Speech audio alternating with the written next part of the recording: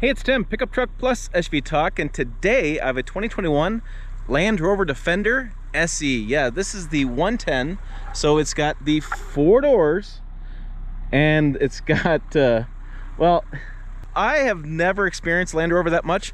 I gotta tell you what, this is a kick in the pants. This thing is a lot of fun. Let's go ahead and check it out in this review. I'll talk about exterior, interior, some driving impressions. I did some farm road off-roading out here in the farm, in the pasture grounds. And I'll tell you, well, what makes it fun, and maybe a couple things that, well, aren't so fun. Let's go ahead and talk about the exterior, because, you know, what I really like about this is it looks cool and it's different. You know, all these SUVs out there these days, I mean, they're all cookie cutter designs. This thing just looks cool. I just like it. I like the hood ornaments here. I like the styling. It's fake, it's plastic, who cares? I like the Defender here. I mean, this just looks cool. I got the Wrangler Goodyear, what do we got? R20s there, all-terrain tires. We got a cool end.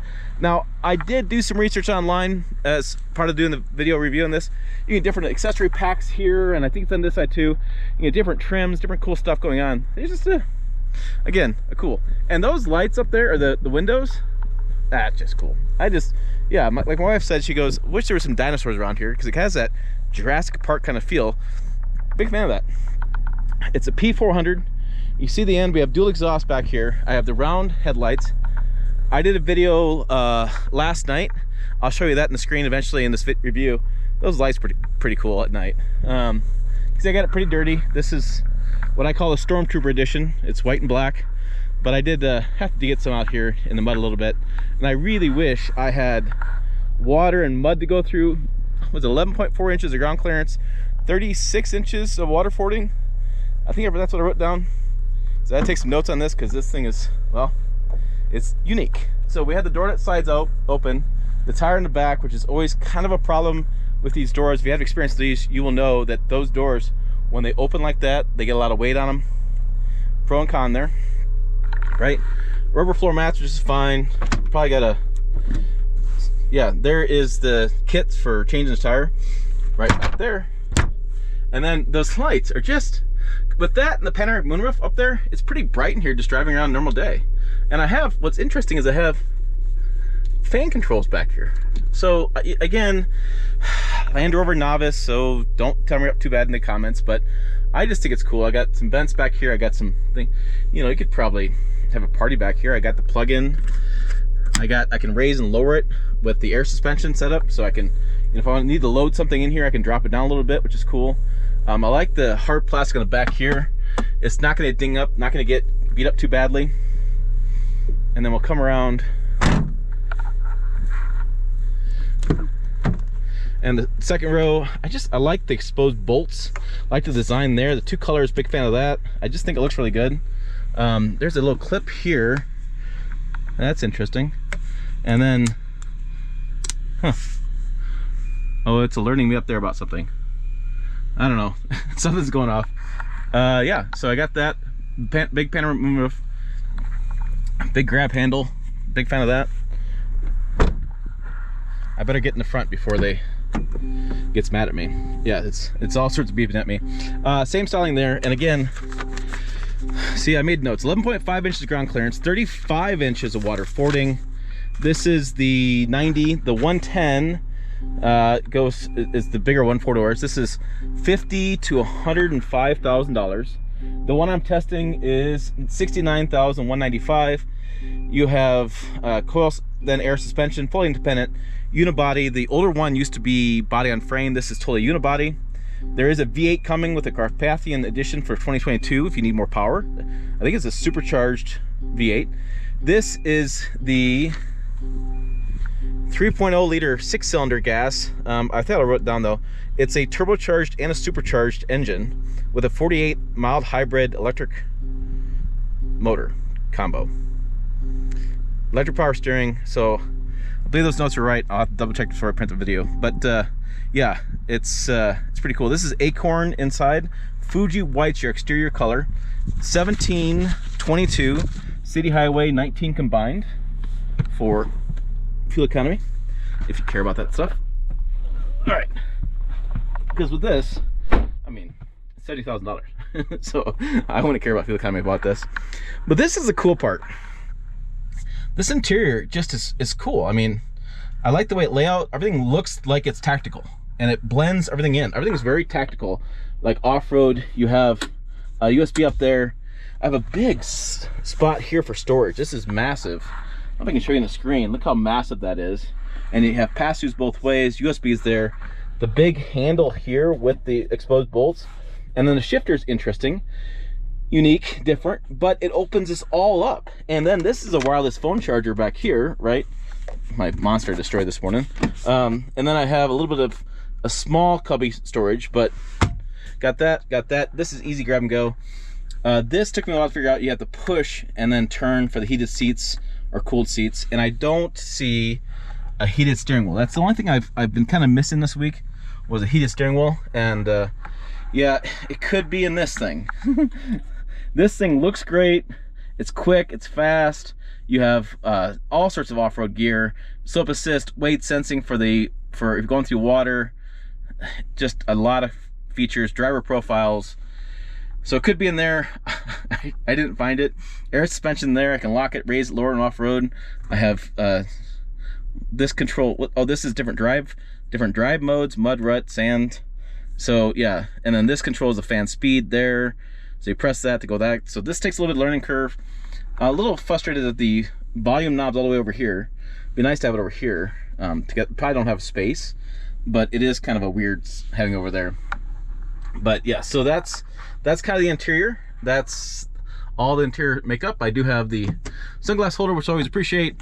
The digital rear mirror, you make a regular mirror or digital mirror. I like that.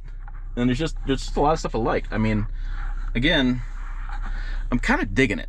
And I know that reviewers are supposed to be impartial and stuff, but I kind of dig it. I think it's cool. And then driving it. Let's go for a drive, because this unibody with independent suspension and with the air suspension, I mean, it's hard to not have it ride nice. But oh yeah, before we go for the drive, let me show you what I was doing out in the field. Having fun.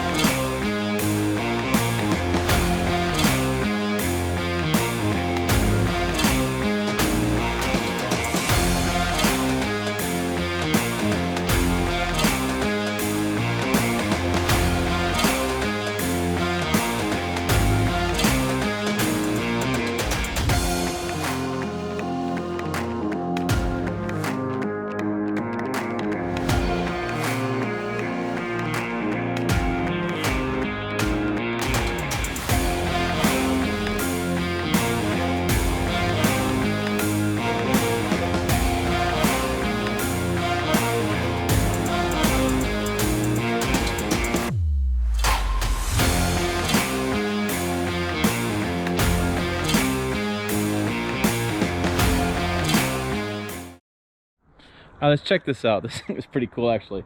Look at that. All right, look. It's not anything performance related, but it looks cool. All right, come on. And then it's from the puddle light here, and it moves. Now it doesn't work on rocks. I tried it on rocks and dirt. It doesn't work, but it's kind of cool, right? So this Defender at night, I got lights lit up. This thing is pretty cool. Let's turn it on. Hop in and turn it on and see what it looks like at night. All right. And I got turned on the radio because YouTube does this thing. But it's pretty cool at night. I like the background here. It just looks really nice. It's like a luxury feel. This is the heated steering wheel, heated seats. You got to turn it. I've learned that.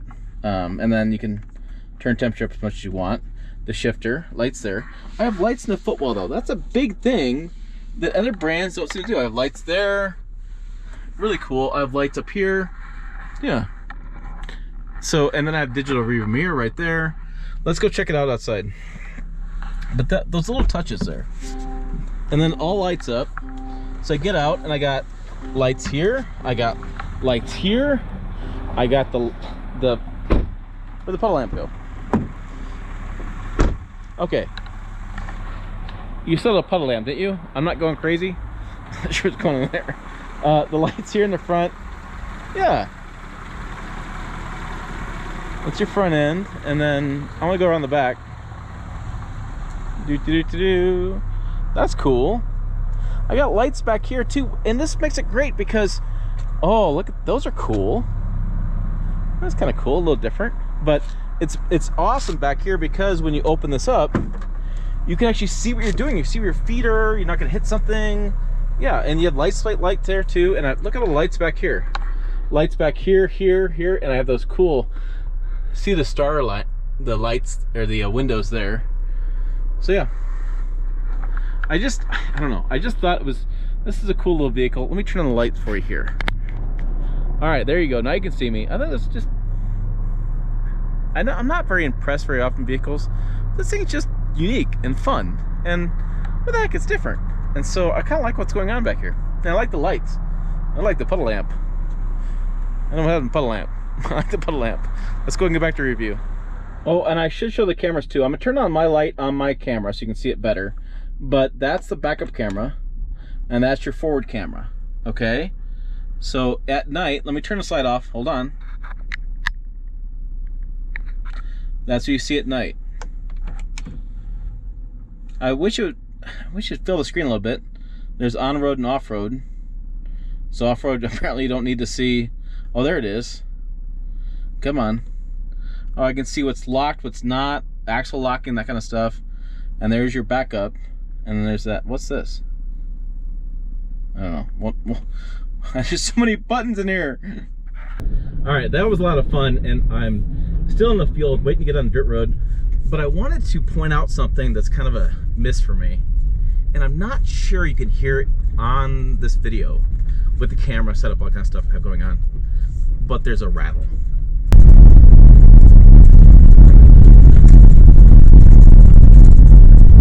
Okay, hopefully I was able to go on the video and pump up that audio.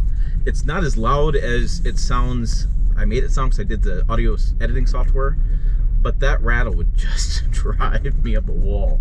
I love new vehicles, but once you hear a rattle in a new vehicle, that's all you hear. And even with the radio up, I still hear it. So that would drive me nuts. Made a little quality issue there, or, you know, needs to be worked out, but oh, that rattle drives me nuts. And I think it's probably due to the tire being on the door, which again, is a pro and a con, right? So it's easy to access tire in the door, looks pretty cool, but it adds weight to the door, and it adds that noise. Is what I think I'm hearing is the door. But anyways, I'll let those guys figure that out. So other than that, I'm telling you, this thing is fantastic. It's like it's a nice version of a Jeep Wrangler is the best way I can describe it. I feel like I can take this thing through anywhere a Wrangler could go. Like, I have the short wheelbase, I have all the technology, I have all of the cool technology for off-roading. Again, find Land Rover Enthusiast channel. He'll cover it way better detail than I can cover it. But I feel like I have all the gadgets to get wherever I want to go. I can go through water, I can go up the mountainside. I mean, this thing just feels so impressive. And then if you take in the fact you can do that 5-liter V8 supercharged thing, what's the number on that? I was so impressed with that number. It's 518 horsepower. This vehicle's not that big.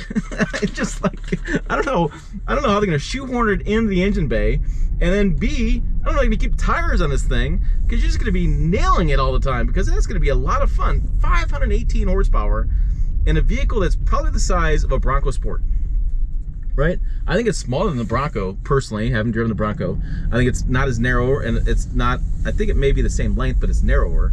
And that much horsepower in this rig is gonna be just insane. And if I had the money, that's what I would buy. I'd buy that. I'd also buy a very long extended warranty. Just would. These things are notorious for not having good quality. I do videos on this all the time. They're always at the bottom, but I can see why. They're so tech savvy, and there's so much going on with this. I mean, you add more pieces of layers of technology and more layers of things going on. I can see you having an issue here and there, but I hope they resolve it, because this thing is fantastic. It's probably one of the top SUVs I've driven this year, because for me, from an SUV standpoint here in the country, is I want it to be good on highway. It better be good on dirt. It better be heavy off-road capability and ground clearance. And then if I want to go to the farm and have some fun, it's got to be able to do that too. And this thing hits all the marks. I'm driving on dirt right now, and listen. Barely tell. Only can tell when I'm hitting some of the washboards. Super quiet, super smooth. This thing's like butter going down the dirt roads. And then we'll get the paved road here in just a second. I'm going to turn left to get on the paved road, because I am so impressed this vehicle can handle both. To me, it's one of those vehicles that actually does the job of handling both off-road and on-road, which is something that not all off-road SUVs can say. If you've driven a Jeep Wrangler, you know what I'm talking about. Jeep Wrangler is great off-road. It's great short trips. I would not take a cross-country trip with that vehicle. It's too loud, it's too rough, it just, especially Rubicon package. This, man, I don't want to give it back. I'd like to just keep driving it. I mean, it's so smooth, and it's easy to get in, and like I said, it looks cool. Visibility is insane in this. Like, I could see everything in the windshield. Big windshield, pretty good size side, and then big mirrors. That's one of the things that's kind of interesting is the big mirrors. Oh, that guy's turning around. I can't go in the dirt, or I can't go in the pavement just yet. So we'll head the other way. I'll stop the video and then I'll pick it up when I go on the paved road. All right, let's get out here on the paved road, which is the freshly paved road. Oh, yeah, there we go. It's paved. But let's get up to speed, shall we? The 3-liter V6, and that's 60, and that's 70, and that's an undisclosed speed. So it's not like amazing blow my, I didn't fly back in the seat, you know, getting off the line. I'm sure that 5 liters can do that, but it's got plenty of power, and I feel like I have plenty of throttle response. I'm doing 75 miles an hour. I'm slowing down a little bit, no tickets, and I feel like I have plenty of power. And what I've always said in my videos, and I guess not always said this, but I'm starting to say it more and more, is that I don't care about offline speed that often. You don't use it all the time. It's fun. I do it occasionally, make the wife laugh, get her mad or whatever, or get the kids smiling. Get an interstate, right? Getting merged, I do that. What I get more impressed with and more is passing speed. So there's a semi-truck in front of me. So he's doing 70, so I'm not gonna pass him. But if I wanted to, and I've done this different times, when I go to pass, it's got plenty of power. I got that little bit of lag. See that little bit of lag I was trying to show you? A little lag getting around, so I have to plan a little bit, but once I get around, I get the lag taken care of, gone. Flying gone, right? So yeah, you gotta plan a little bit to do the pass, but it's just a little bit. It's not as bad turbo lag as I've seen in other brands. Turbo lag's getting better, but that's one thing I'd be cautious about. I may go with a 5-liter just for fun. And they also make a 4-cylinder too, but there's a little bit of lag there. You have to plan for a little bit, but when I get around, I have plenty of power. That's what I'm trying to say. And then on the paved road, now this is a freshly paved road, so it's probably not the most ideal driving road. However, not much road noise. It corners fine. I was concerned about the body roll because it's a really tall vehicle, and you do have some body roll because of the shape of it, but it's not overwhelming to me. You do have to be a little cautious getting into some fast corners because it will want to go that way. There's a warning right here about body roll. It's just going to. It's just, you have to know, so you have to drive a little more cautiously, right? It's not a sports car. This isn't a Jaguar. But yeah, so a little bit of body roll, but from a long distance commuting kind of vehicle, the adaptive cruise works great. Lane departure is on. Let's check it out. I think it moves me back in, so it doesn't beep at me, just helps me move in, which I like. I don't need to be beeped at or yelled at anymore than I already do. And then heated seats work great. My butt's been warm all week. And again, smooth ride down the road, powerful, yeah, and cool. I just think it's cool. I just, you know, I get 50 Toyota RAV4s a year. I get, you know, Corolla. You get the same blah blah blah blah blah. It's nice to have something different. It's nice to have something fun, and something that looks different. So I appreciate it. I like it. Big fan. So thumbs up on this one. So make sure you check this video over here, website down below. As always, thanks for watching. I'll see you down the road.